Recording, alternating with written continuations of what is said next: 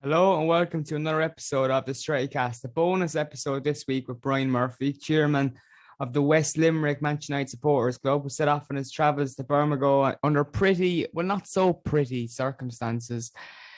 Lead us into your trip, Brian. How are you? Hi, Dale. Yeah, Bergamo was looming. Quite excited to get over there for the Euro away. Flights booked. Actually, the ticket was quite funny. We knew the tickets were being released at I think 11 a.m. on the morning of the Liverpool game. So we were in the Paramount bar before the game, gang of us. I wasn't really bringing it up to anyone because obviously I didn't want too many people clicking trying to get tickets, trying to get one myself. So about 11:15, I started thinking about it going, Jesus, I better be getting on this now. Yeah. You led a couple of tables over going, yes, got a ticket for Atlanta. Yes. I was like, oh, bollocks, tickets are out already. So I started clicking, managed to get one. Most lads around the table didn't get one. So I was buzzing with that. Booked my flight straight away, booked the hotel, all done. Excellent. Offered Liverpool game. We won't mention that one. Trip planned.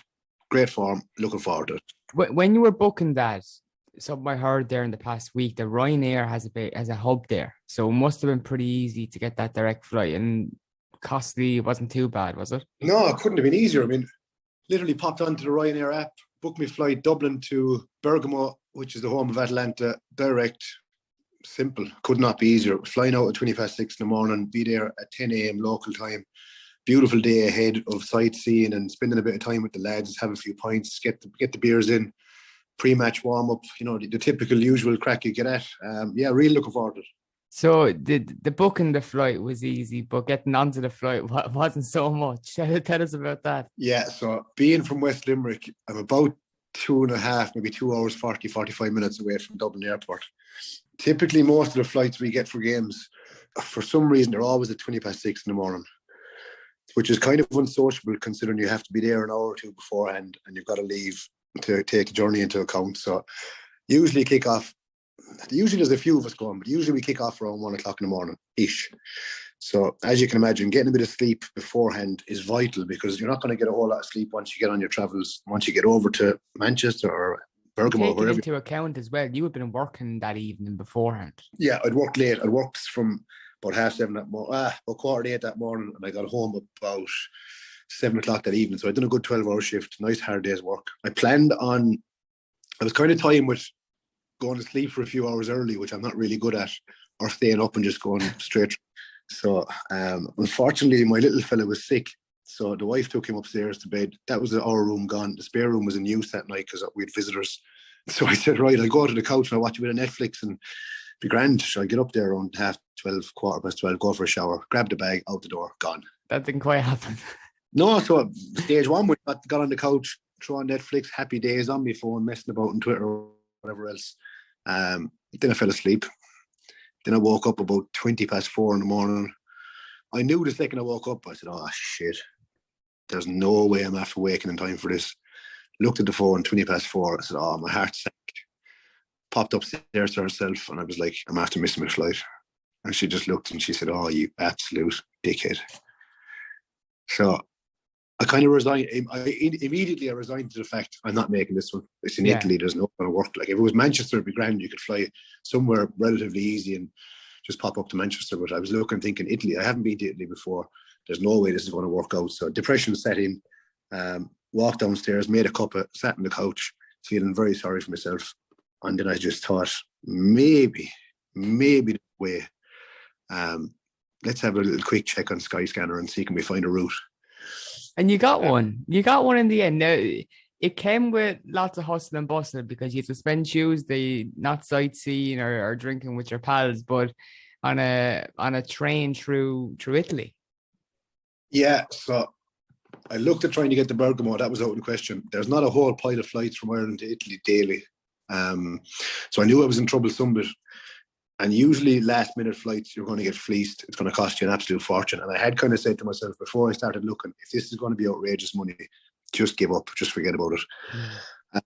I just got lucky. I went on the Ryanair. I went on Aer Lingus, went on Ryanair, went on Skyscanner, and I found a flight from Dublin to Turin about 10:30, 11 o'clock maybe.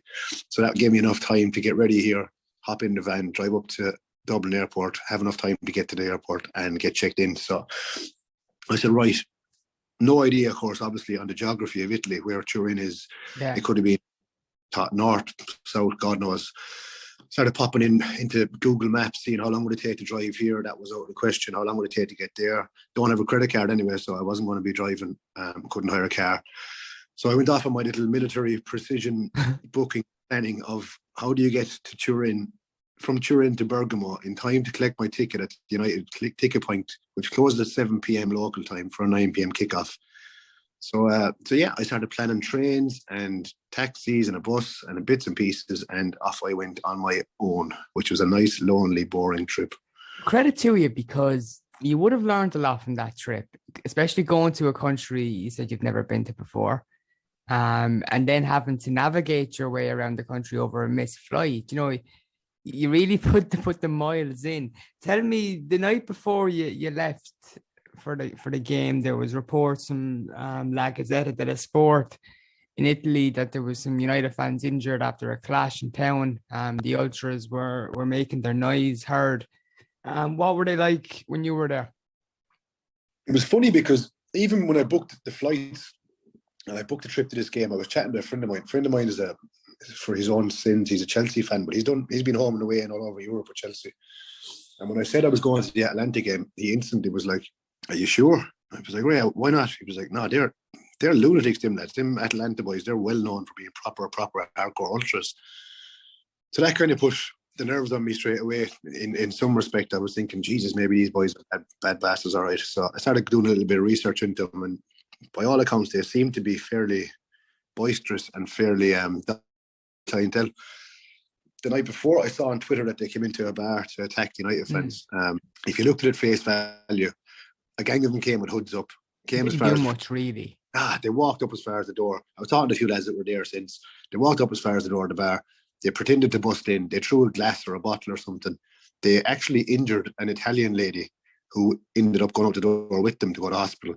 And they pretty much turned their heels and legged it. So I kind of thought straight away, these boys aren't really up to that much, are they? So No. I still had it in my mind, obviously, especially being a United fan, and you know well that you're going to stand out like a sore thumb. Like, you can't exactly look Italian when you're a fat plumber from Limerick. You're going to, you know what I mean? So I did kind of have it in the back of my mind, and I had a fairly big Barney flags with me, which I had stuffed up my jacket. So I looked pregnant walking around with a big massive flag stuck up my little rain jacket. Standing out like a sore thumb. Yeah.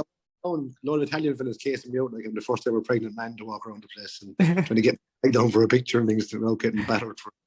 Yeah, it was good. Yeah, but no, they were up to nothing. They never reared their head at all. Like before the game, even after the game, inside the city at 1 a.m, heavy police presence, but no sign of them. No. When it was announced with a few minutes to go before Ronaldo's equaliser that you'd have to stay in behind for an hour, I was thinking of yourself and the night we've just endured and the day you'd endured.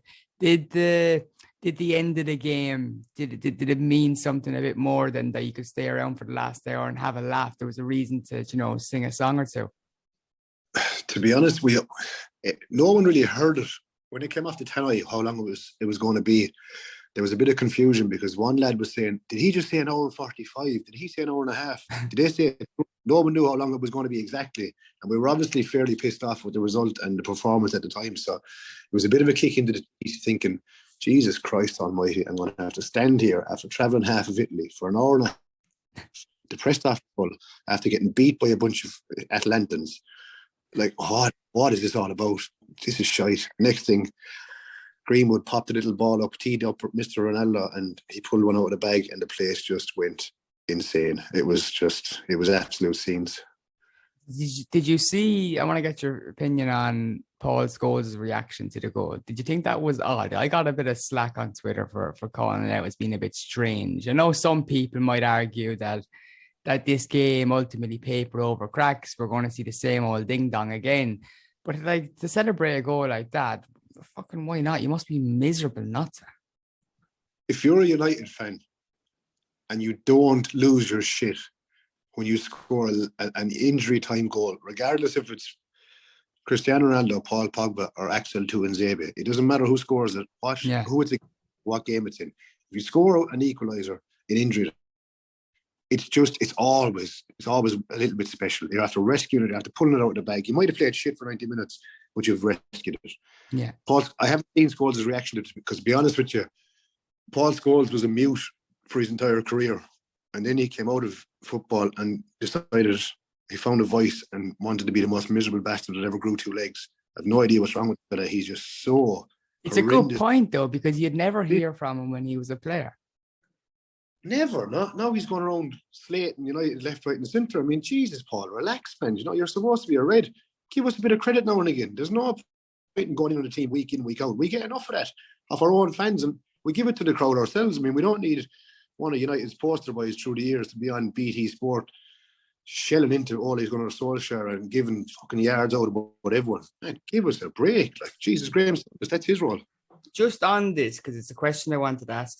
Like, for this story alone, your trip, it fits wonderfully the message that diehard supporters share online, that for the love and not the glory.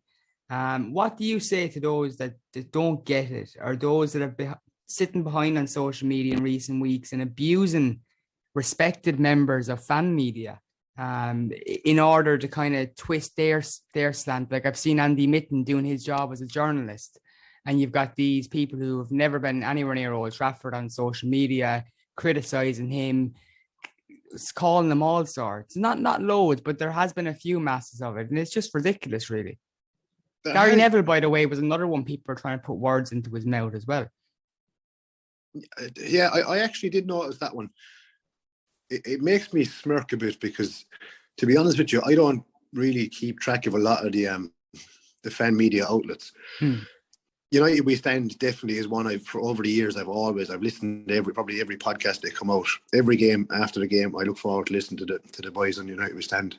Andy Mitten is someone who I respect greatly as not just a Red, but as a journalist. Yeah. To see lads going in on him, like you said, who've never probably seen inside Old Trafford. They're going in on a fella who's travelled the world with United, and in football in general, not just United. I mean, the man is an encyclopedia of knowledge when it comes to football. That fella is not a sensationalist. He's not doing it just to get clickbait.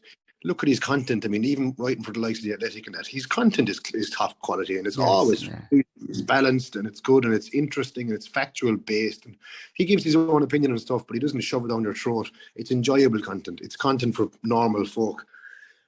In stark contrast to some of the stuff you see on like the fan cam channels and that, where it is literally pushing a target of clicks and likes. So I don't really take a whole point of notice to these people that are making them comments towards the likes of Mitten and them, because what do they add to the fan base themselves? Nothing. They don't go to games. They don't really partake in any of the fan culture. They don't have anything to offer in respect to opinions. They're just sitting there probably in their parents' basement, mouthing off on Twitter. Just grow up. 100%. I can't have you on about the game against Atalanta. We're asking you about the game itself. Did you get to see much of it, or were you too busy? Funnily enough, for a man who'd be well known for hitting the sesh, I consumed the entirety of a half bottle of Heineken in my panic in the whole entire day. So I knew they were on about closing the bars in Bergamo due to the prospect of fan trouble. What they decided to do in the locality was stop the sale of any glass bottle, including soft drinks and minerals. No glass bottle. Couldn't take alcohol outside, and couldn't do high percentage alcohol as well. It wasn't over 5% and stuff. Anything over 5%. So no Jaeger bombs, no Sambucas, that kind of crack. To be honest, I was doing so much travelling and so much panicking about my times, and if I was going to get delayed, would I make the match? I didn't even entertain the thoughts of stopping somewhere for a drink. I just stopped for a slice of pizza in Milan, which was sensational. Ran into a local grocery store, and they had bottles of Heineken inside in the fridge. Grabbed a bottle of Heineken, had half of it. It was probably kind of half disgusting, so I just chucked it in the bin. Got into the game. The game itself was a typical modern United game, where it's one of those games you start off the game as usual, going, right, this is it, good performance here. Oh, come on, boys, solid performance. Let's perform on the field. Let's show everyone we're a decent team. We can click. We can play together. And then you spend 88 of 90 minutes going, Jesus Christ, what is wrong? Why just not working? Like, I mean, it was, call a spade a spade. The performance overall was pretty grim. It was poor. It was poor across the field. It was poor in defence. lacked a bit of spark. The formation didn't really sit right at the start. Varane was having a belter of a game. He had to go off injured. A few notable senior members of the team, like Harry Maguire, had a shocker. Paul Pogba again had a shocker. Just didn't really seem to click. Rashford was playing the central two up front, but he was more naturally deviating out to the left wing, which left that kind of shape out of shape in a sense. Just didn't think we clicked very well after a good performance at Spurs. I was a bit disappointed with that. Changed things around. Some changes came because of injuries. Some changes were tactical. Thought Matic, a fellow I'm not a massive fan of, thought Matic did very well when he came on. Thought Jadon Sancho showed some great energy. He added a bit of spark to the side. Donny van der Beek, I thought, played well for his cameo. He did quite well. Lucky not to score. Oh, gee, that was right in front of us as well.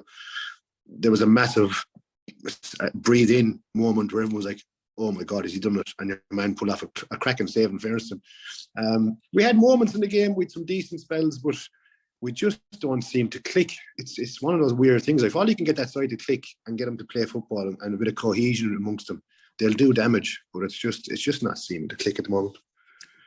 Tell us what it was like leaving the ground. I'm going to guess that you've never had a police escort before, but you never quite know with some of you lads from down in Limerick.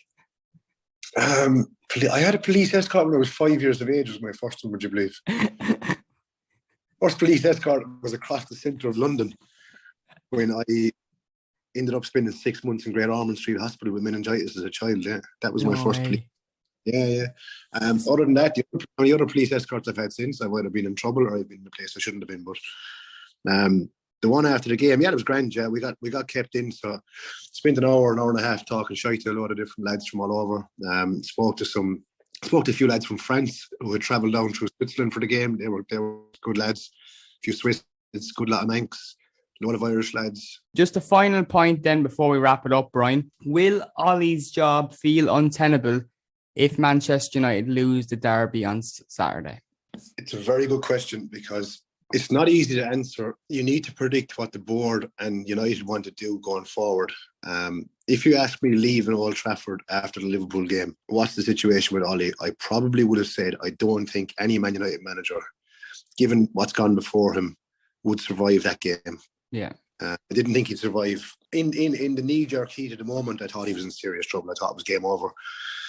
Then reading more into it as things progressed, I get the feeling the club don't want to sack him. I don't think they really, really want to, which is a big thing. They don't feel that they really want to deep down get rid of him. They're giving him a chance. The Spurs game, look, it's only a game. One game doesn't turn the whole world around, but it was a good performance. It was a change of formation. It showed that he had a bit of tactical ability there to change it up a bit. Then again, that same tactical ability fell apart in Atlanta, barring getting rescued with a last-minute goal. The City game, we're just one of those teams under Ollie. Like, we could easily go out and beat them 2-0. Yeah. We've done it before. You just don't know what you're going to get, which for me as a fan is one of those things that I enjoy. I don't know what I'm going to get. When I go to the game on a Saturday or Sunday, we're either going to turn up and be brilliant or we're going to be absolutely no one knows, Russian roulette. Yeah, exactly. Yeah. And it's in a kind of a sick and sadistic kind of way. It's kind of enjoyable in this sense. But I don't think even if we get beat, unless we get absolutely battered off the pitch and it makes it unavoidable that he has to go, I don't think he's going to get sacked, even if we get beat 1 or 2-0 or 2-1 or 3-1, whatever. I don't think there's many options out there. I think the club know that. I don't think there's anyone that they really think, yeah, we'll give it to him. Conte's gone to Spurs. He was getting touted about it. Zidane, there's rumours he's not interested. Do we really want Zidane? Personally, no. There's not many options out there, so better the devil you know it. Well, look, ultimately, you mentioned Zidane there. That's not one that jumps out to me as, you hear all these people that slate the current manager for not having a style of play, for not having this philosophy that they're all looking at across at City and Liverpool and so on. But Zidane doesn't necessarily have that either. So people arguing his name in the ring, I'm not too sure. I think Conte is one of the top managers out there and he's gone to Spurs. And ultimately, there's no one really standing out if United were to appoint someone else. So you're probably right. I have no doubt in my mind it'll be the talking point at the weekend if Manchester United start Saturday with a defeat. It will be a talking point, but The club didn't bow to the pressure after the 5-0 against Liverpool. There's no real clear signs that they're going to do it now. Brian, amazing trip. Thanks for joining me and telling us your story. We'll speak to you again soon on the Strikecast. Cheers, Dale. Talk to you again.